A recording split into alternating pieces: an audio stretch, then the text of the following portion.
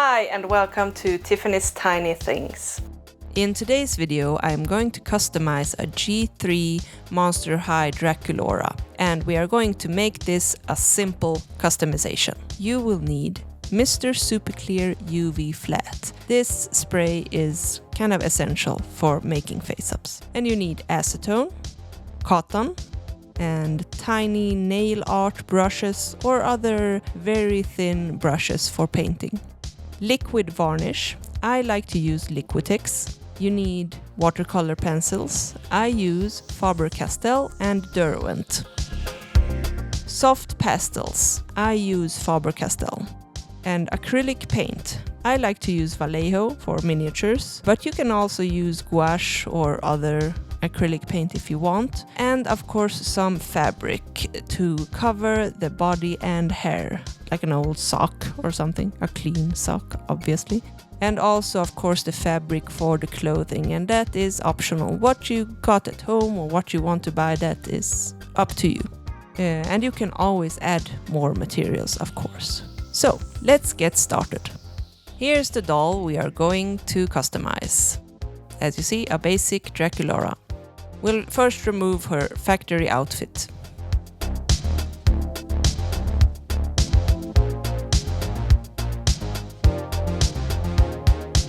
I am going to give her a shorter hairstyle than she has, so I'll just start with cutting off a bit of the hair right now, but we are going to start making her clothes. We're gonna start with her socks or stockings, and this is the easiest way of making them, I think. So I just take a piece, wrap it around the leg, and kind of do a loose stitching so you get the basic shape of the leg.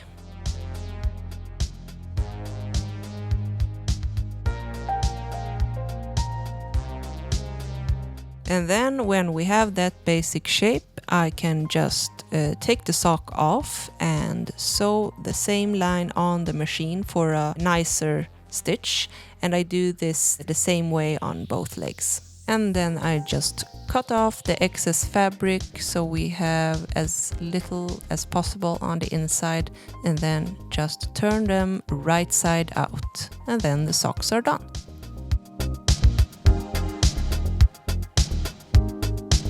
So, and for the pattern we'll do the old plastic wrapping and masking tape trick, where we put on some plastic first and then tape, and then I just draw out where I want the outfit to be. And in this case we are making a mini skirt and a little top, so she'll show her little belly. And yeah, just draw that out and then cut it off very carefully from the doll, and we have a pattern. I always trace out the pattern on another paper later and cut out where the darts are supposed to be, and then you can just easily trace that pattern onto the fabric. And in this case I'm using faux leather, and if you want this pattern, it is available at my Patreon. You can see the link for my Patreon in the description box down below the video. Now we are just going to stitch all the parts together and add some Velcro, and we have a finished little top and skirt. Here you see I just folded it and sew a nice edge on it. And as you see, the skirt is just one piece and you close it in the back. Very easy to make. Now let's move on to the face-up. First, we'll remove the old factory makeup with some pure acetone on a cotton pad. And be careful not touching the body, because the acetone will melt the hard plastic, so only on the head. Always do a little cotton swab also to get the little remains. Always wash the face afterwards with some water and soap.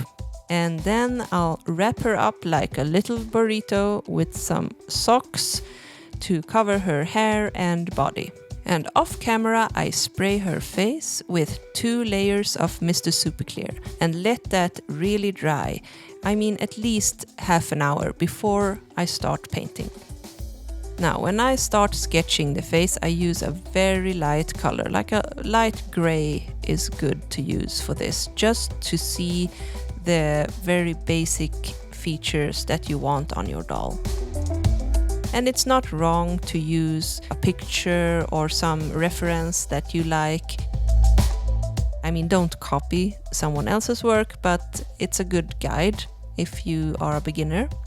And then I slowly move over to some darker colors.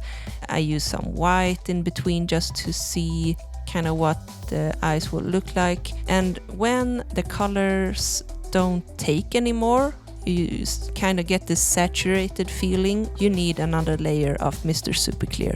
So just spray the face every time in between the layers, wait for it to dry, and then you can continue. How long you need to wait depends also on the weather. Is it very humid? You probably need to wait a little bit longer.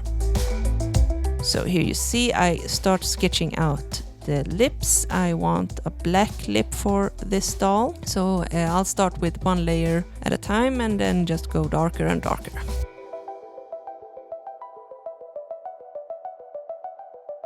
Here you see I fill out the whites of the eyes with some acrylics already. It's kind of a back and forth process here, so you do what you feel is the best. This is my process.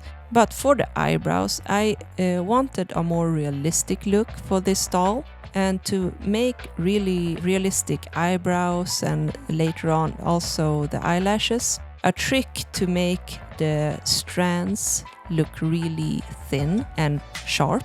I use first a light color of whatever hair color you want on the doll, and then you trace those same strands with a darker color, but not all the way out to the point of the strand, if you know what I mean. Then you get this illusion that it's actually very sharp.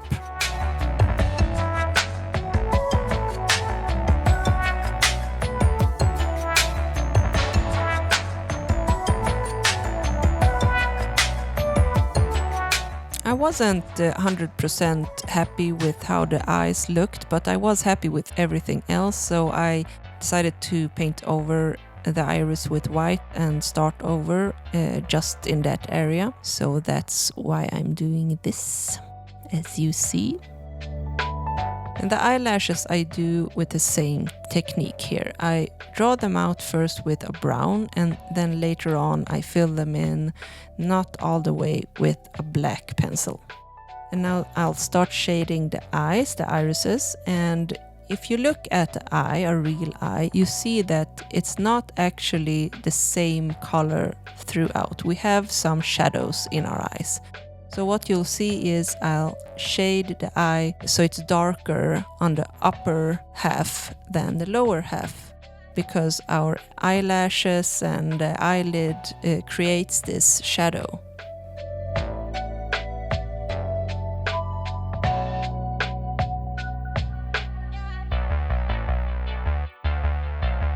When I'm happy with all the line work, I'll start with the soft pastels.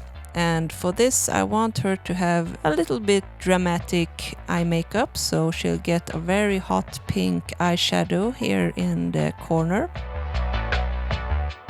And when I'm happy with that, I'll move on to darker colors like dark gray and black for dramatic effect. And that's totally up to you. You don't have to make it this dark as I made it, but I wanted this dramatic look in her eyes.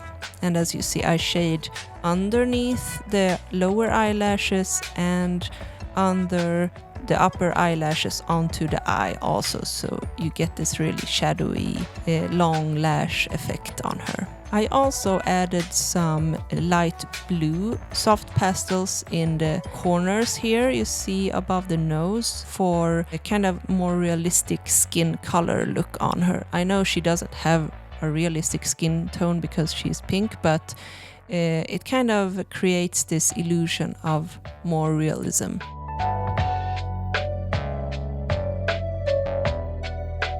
And then I also add some blush on her cheeks and on her ears and a little bit on her nose, and later I also draw on some freckles just for this realistic look.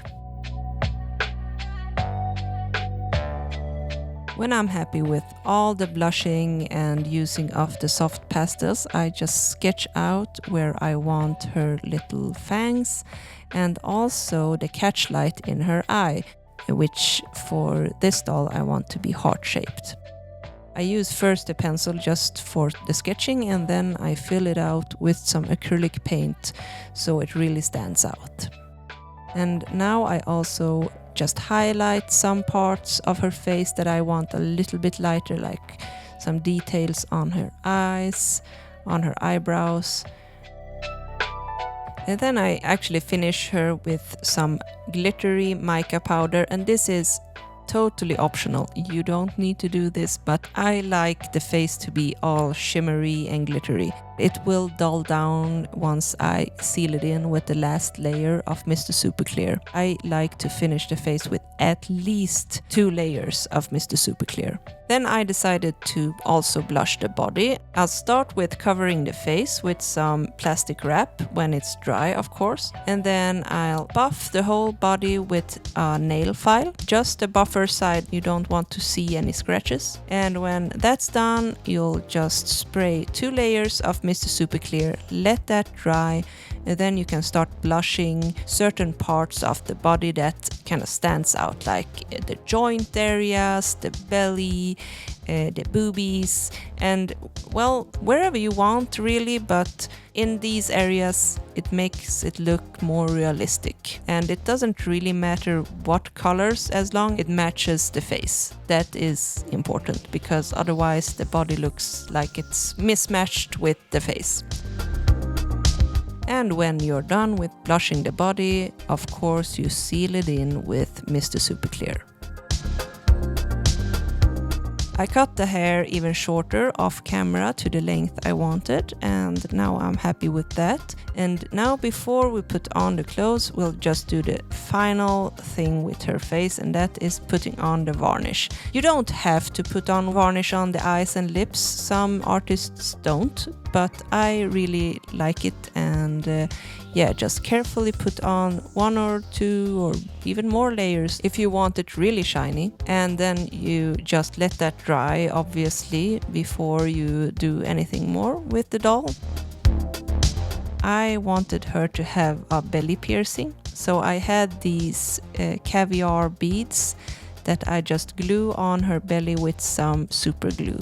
And now she is ready, and let's put on her clothes and do some beauty shots.